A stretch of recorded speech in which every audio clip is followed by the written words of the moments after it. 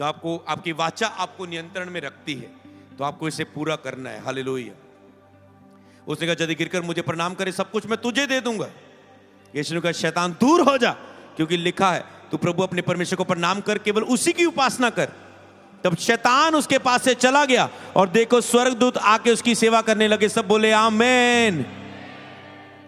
तब शैतान उसके पास से चला गया। हमें शैतान से छिपने के लिए प्रभु ने नहीं चुना। जब आपके पास आत्मा की तलवार, आपने वचन सुना, आत्मिक युद्ध के हथियार, आत्मा की तलवार, उद्धार काटो, विश्वास डाल, सब चीजें लेकर उसमें एंड आता है आत्मा की तलवार, परमेश्वर का वचन ले लो। बाकी हथियार आपके पास है, आप छिप रहे हैं, आप लड़ रहे हैं, पर आत्मा की तलवार अगर वचन से आप भरे हुए, इसलिए वचन सीखना चर्च के लिए बहुत महत्वपूर्ण है। अगर आपके अंदर वचन है ही नहीं तो प्रार्थना में आप बोलोगे क्या? इस समय मैंने कुछ समय पहले मैंने बोला था चलो जी वचनों के द्वारा प्रार्थना करो। कई लोग हालेलुया हालेलुया हालेलुया और रबाशा बाबा धन्यवाद धन्यवाद धन्यवाद धन्यवाद। कुछ नहीं होने वाला बहन जी, जाओ, कुछ नहीं होने वाला। जब तुझे बोला गया वचन बोलो तो 10 मिनट वो इजी प्रार्थना अन्य भाषा में तुम लगे रहोगे। जब उसका समय वो करो, तो जब तुझे सिखाया गया वचन बोलो, अब कोई वचन नहीं आ रहा है, अगर प्रार्थना के समय आपके मुंह से वचन नहीं निकल रहे, आपकी प्रभावशाली प्रार्थना नहीं है। अपनी प्रार्थना को शक्तिशाली बनाओ। कैसे बनेगी? वचन से। रोज पढ़ोगे वचन, रोज सुनोगे, तो वही वचन आप प्रार्थना में रिपीट करेंगे। आप 1-2 बुधवार आओ ना, आपका वचन खाली रहेगा वचन से, आपके अंदर जब प्रार्थना में बैठेंगे आपके अंदर से वचन ही निकलेगा। आज आपने जो सुना है, आप प्रार्थना में बैठेंगे, ये वचन 2-3 वचन इनमें से कल आपकी प्रेयर में निकलेंगे, क्योंकि आपने सुना है वचन को, आपकी जुबान पर ये रहेगा। वचन सुनना, वचन पढ़ने से वचन आपके मुंह पर आता है। वचन सुनने से, वचन बार बार पढ़ने से आपको पता है सब कुछ, पर आत्मा तो ही याद दिलाएगा अगर आपने मनन किया है, आपने उसे पढ़ा है, तो आत्मा आपके मुंह पर लाएगा। आप कहेंगे पवित्र आत्मा सहायता कर। जो आपके मुंह पे वचन आता है, ये तलवार है, ये ऐसे फाड़ती है दोनों तरफ से, 2 धारी तलवार है। ये शैतान को खदेड़ती है और आपको भी अंदर से चीरती है, फाड़ती है। आपकी आत्मा में जाता है ये वचन और आपको अंदर से बदलता है। ये वचन आपको अंदर से बदलता है। जब आप अंदर से, आपके हृदय गुर्दे, आपकी आत्मा चीरी जाती है, आपको मतलब पता चलता है आपको कहां कमी है, कहां सेट करना है। ये कौन काम करता है? परमेश्वर का वचन। तो आपका परमेश्वर के वचन के साथ क्या संबंध है? अपने आप से देखो।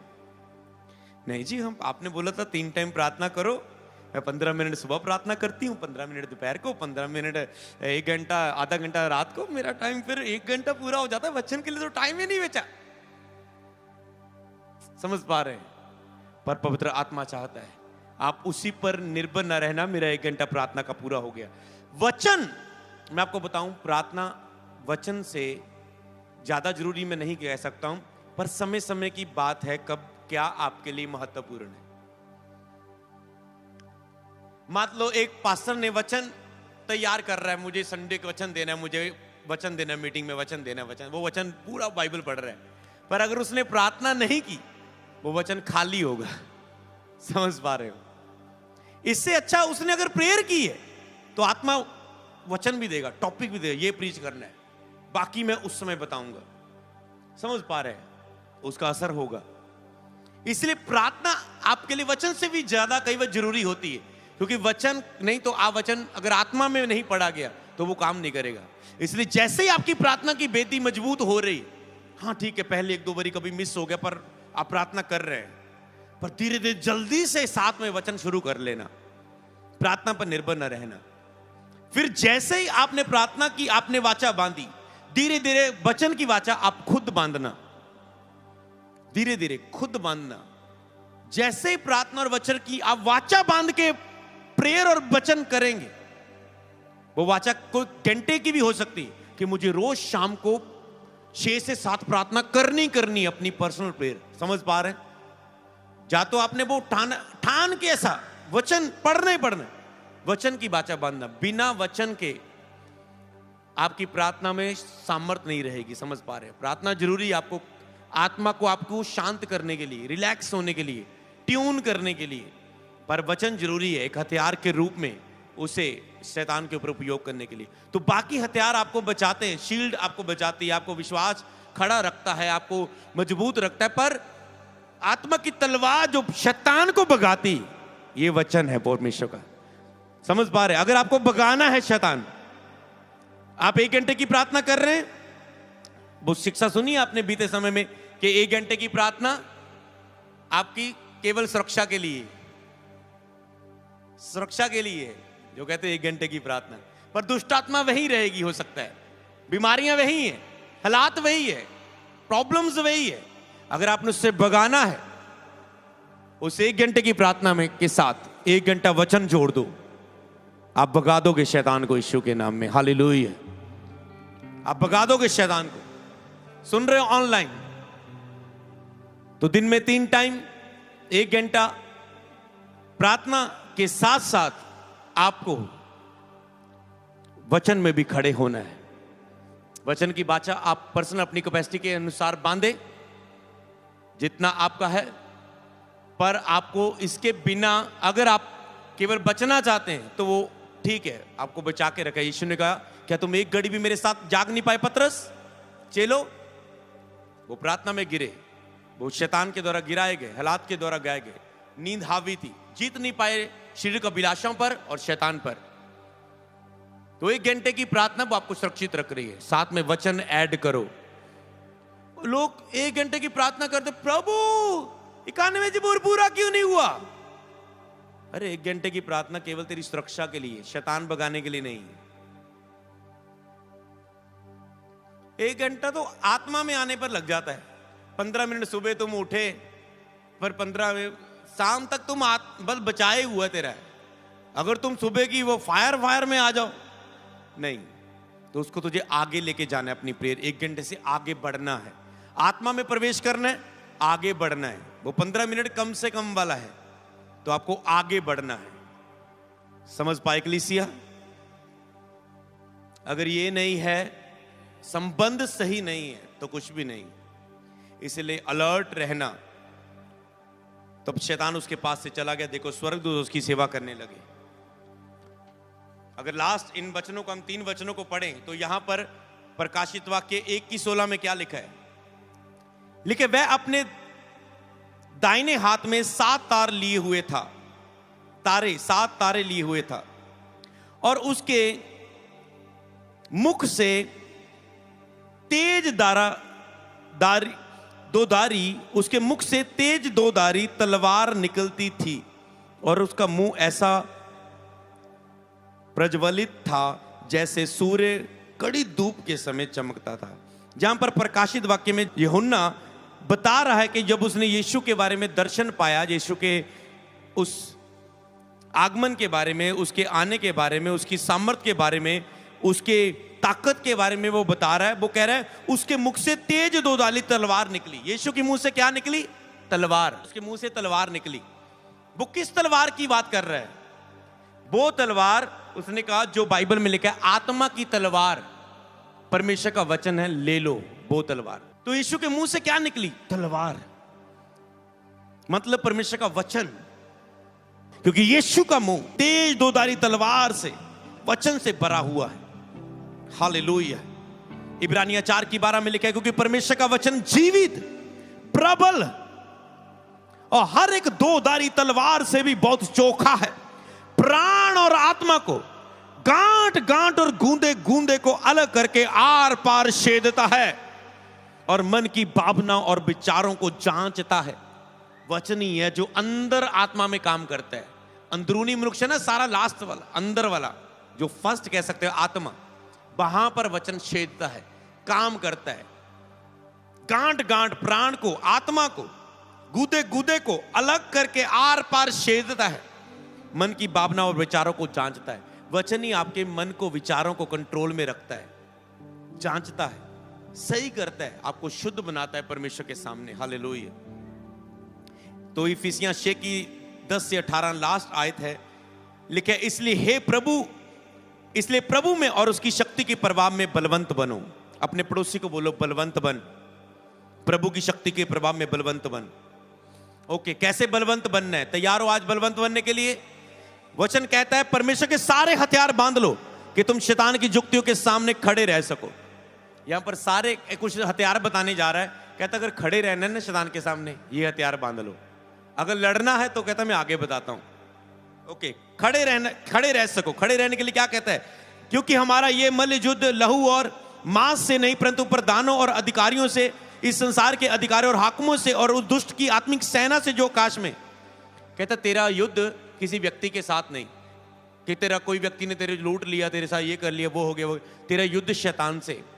तेरा युद्ध बीमारी से नहीं है, तेरा युद्ध शैतान से जो इसके पीछे है। समझ पा रहे? तेरा युद्ध आत्मिक है। कई बार तुम शारीरिक रूप में हैंडल करते हो परिस्थितियों को, पर आत्मा में फाइट नहीं करते। सबसे बड़ी मूर्खता का काम होता है शरीर में जब लड़ने लग जाते हो अपने हालातों के लिए, पर यह युद्ध हमारा आत्मिक है, बाइबल में लिखा है। इसलिए परमेश्वर के सारे हथियार बांध लो कि बुरे दिनों का सामना कर सको और सब कुछ पूरा करके स्थिर रह सको। बुरे दिनों का कहता है सामना कर सको, सारे हथियार बांध लो। यहां पर भी वो सामने करने की बात कर रहा है कि सामना कर सको, सारे हथियार बांध लो। तो कौन से हथियार है? कहते सत्य से अपनी कमर कसकर, धार्मिकता की जिलम पहनकर, पांव में मेल मिलाप का सुसमाचार की तैयारी के जूते पहनकर, और इन सब के साथ विश्वास की डाल लेकर स्थिर रह सको, जिससे तुम उस दुष्ट के सब जलते तीरों को बुझा सको।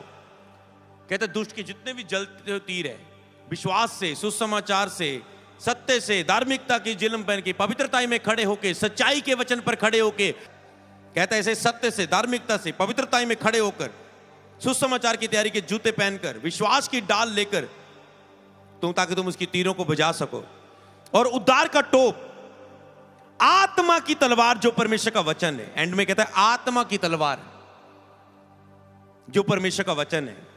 वचन को कहा गया आत्मा की तलवार। हर समय कहता है उसे ले लो। तो एंड में कहता है अगर शैतान को हराना है, हालातों को भगाना है, जय पानी है, गवाही को रिसीव करना है, तो तुम्हें वचन को उपयोग करना पड़ेगा। सीधा समझ गए? प्रार्थना करनी ठीक है, सुरक्षा आत्मिक माहौल बना के रखना है, पाप से बचना है। वो मैं पाप में, मैं पवित्रता में खड़ा रहूं, मैं प्रार्थना करूं। वो मैं बचा रहूं, मैं प्रार्थना करूं। आप इसलिए प्रार्थना करते, आज से रोज वचनों को अधिक से अधिक पढ़ो और अपने मुंह पर लाखों से बोलो, क्योंकि बोला गया वचन रेमा वचन है।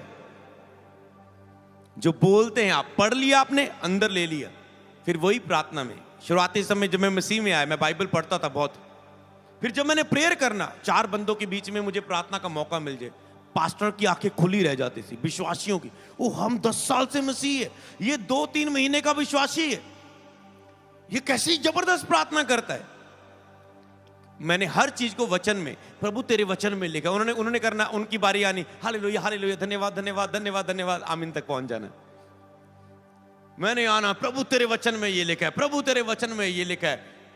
तो कोई पापी है, कहता है आज से मैं पाप नहीं करूं। जो उसको सुनता था उत्साहित होता था, क्योंकि उनके अंदर मेरा हालेलुया हालेलुया जो धन्यवाद धन्यवाद नहीं पढ़ रहा था। वो प्रभु दया कर दे, दया कर दे। एक तो ग्रुप में हमने आंटी को प्रार्थना दी, बुजुर्ग आंटी थी, वो कहली हे प्रभु मेरे ते दया कर दे, मैं तो लुट गई, बर्बाद होगी। 15 मिनट अपने दुख बोलने लगी, ग्रुप प्रेयर। तो मुझे बीच में एंट्री डालनी पड़ी। मैंने कहा आमीन, चलो खत्म हुई, आगे प्रे करेंगे। समझ पा रहे? वो तो अपने दुख लेकर बैठ गई। तो लोग ऐसे करते थे, पर मुझे इस बात का समझ था, जब मैं वचनों से प्रार्थना, मेरे मुंह से वचन निकले तो सबकी उन्नति का कारण बनते थे। कोई पाप में गिरा है, जैसे आज मैंने वचन बोले, बुलाई और करुणा तेरे पीछे लेकर पैकर पड़ेगी, यहोवा मेरा चरवाहा है, गटी ना होगी। किसी आपके अंदर जा रहा था जब मैं वचन बोल रहा था। समझ पा रहे हैं कि वो मेरा चंगा करने वाला भला परमेश्वर है, शैतान के खिलाफ सब चीजों के। तो वो वचन गिरे हुए को उठाते थे। जब वो वचन आपको सुनते, वो आपको हिलाते, उठाते हैं। इसलिए वचनों के बिना प्रार्थनाएं आपको नहीं करनी। अगर मैं लास्ट में एंड करूं, ये आखिरी आयत है, आपको समझाएगा ये वचन को कि कितनी ये परफेक्ट वचन है जो आपको मिला है ईस्टर के दिन, और आज इसे पूरा किया गया। लेकिन हर समय, हर प्रकार से आत्मा में प्रार्थना और विनती करते रहो। कहता है हर समय, सुबह, दोपहर, शाम, हर समय, हर समय। भजन संहिता 91 शुरू हुआ, जो बैठा रहे। अब ये सारे शस्त्र बस्तर आपको देने के बाद क्या कह रहा है वचन? कहता है हर समय, हर प्रकार से आत्मा में प्रार्थना, हर प्रकार कैसे? धन्यवाद के साथ, घुटने टेक कर, आंखें बंद करके, घोषणाओं की प्रार्थनाएं, अधिकार की प्रार्थना, विनती की प्रार्थना, निवेदन की प्रार्थना, धन्यवाद की प्रार्थना, दूसरों के लिए प्रार्थना, अपने लिए प्रार्थना, परिवार के लिए प्रार्थना, रिश्तेदारों के लिए प्रार्थना, प्रभु के दासों के लिए प्रार्थना, आराधना करते हुए प्रार्थना, वचनों के साथ प्रार्थना, हर प्रकार से आत्मा में प्रार्थना, पवित्र आत्मा की सहायता से प्रार्थना, अन्य निवासा से प्रार्थना और विनती करते रहो। कहता है करते रहने को भैया बोल रहे, करते रहो कहता है। इसलिए जागते रहो और पवित्र लोगों के लिए लगातार विनती किया करो। कहते हैं करते रहो और लगातार विनती किया करो। वो करते रहने को क्यों बोलता है इतने हथियार देने के बाद? क्योंकि प्रभु ने आपको बता दिया है। अब यही लोग भूल जाते हैं, फिर कहते प्रभु मैं खड़ा क्यों नहीं हो रहा? यही क्वेश्चन है आज सबका, मैं पवित्रता में खड़ा क्यों नहीं रह पाता हूं, मैं रोग रहित जीवन जीव क्यों नहीं पा रहा, मैं आशीष क्यों नहीं हो पा रहा हूं? उसने कहा करते रहो, करते रहो, करते रहो, आत्मा में प्रार्थना करते रहो। और उनको लगता है नहीं आज के समय में प्रार्थनाएं नहीं हो सकती, नहीं बहुत जिम्मेवारियां, नहीं, आप बहाने बना जितने मर्जी बना लो, बहाने वचन नहीं बदलने वाला, वो मसीह के लिए नहीं बदलने वाला। उसने कहा करते रहने में। आज लोग प्रार्थनाएं करते हैं पर छोड़ देते हैं, पवित्रता में खड़े होते हैं छोड़ देते हैं, बीज बोते हैं छोड़ देते हैं। उसने कहा जो वचन मैंने दिया है कुछ समय करने के लिए नहीं बोला, उसने कहा करते रहो। क्या उसने ये बोला जस्ट 1-2 महीने साल में दशमांश बोया करो, साल में 1-2 महीने 40 उपवास रखा करो, प्रार्थना किया करो? उसने कहा करते रहो, ये सीक्रेट है। और कोई यूथ, जवान, नौजवान, ऑनलाइन कोई भी देख रहे हैं, और कोई रास्ता दूसरा चॉइस नहीं है कि हम पवित्रता में खड़े हो सके, हम सेवा में रिजल्ट देख सके, हम फाइनेंस में रिजल्ट देख सके, हम शांति में रह सके, तंदुरुस्त रह सके, शैतान का कोई भी अटैक ना चले, कान में जबूर पूरा हो जाए। और कोई रास्ता नहीं है, कोई शॉर्टकट नहीं है आपके लिए। आप प्रभु के ज्यादा प्यारे हैं, आपके लिए कोई और वचन आ जाएगा? नहीं, करते रहने पर आपको अपनी लाइफ लेकर आनी ही पड़ेगी। प्रार्थनाएं करते रहना, बाइबल पढ़ते रहना, बीज बोते रहना, चर्च आते रहना। जब ये छोड़ोगे आप गिरोगे, अटैक्स आएंगे, प्रॉब्लम्स आएंगी। तो अब आज आपको ठानना है कि करते रहने पर इस साल खड़े होना है या नहीं। अगर ये साल रिजल्ट देखना है, फास्ट ग्रोइंग देखनी है, तो जो सुना है आज इसे करते रहना, आप फास्ट ग्रोइंग का हिस्सा होंगे यीशु के नाम में। सबको जय मसीह की। मैं जतिन बब्बर और आप देख रहे हैं मसीह परिवार चैनल। जैसे कि आप सब जानते हैं कि मैं इस चैनल पे प्रभु के अलग अलग दासों की वीडियोस डालता हूं, तो अगर आपको हमारा चैनल अच्छा लगता है तो आप इस चैनल को ज़्यादा से ज़्यादा सब्सक्राइब जरूर करें, ताकि आप प्रभु के वचन को सुन सके। वीडियोस को ज़्यादा से ज़्यादा शेयर करें, ताकि जिन लोगों तक वचन नहीं पहुंचा उन तक भी वचन पहुंच सके। सबको जय मसीह की। एक बार मैं आपसे दोबारा कहूँगा कि इस चैनल को सब्सक्राइब जरूर करें और वीडियोस को ज़्यादा से ज़्यादा शेयर करें। जय मसीह की।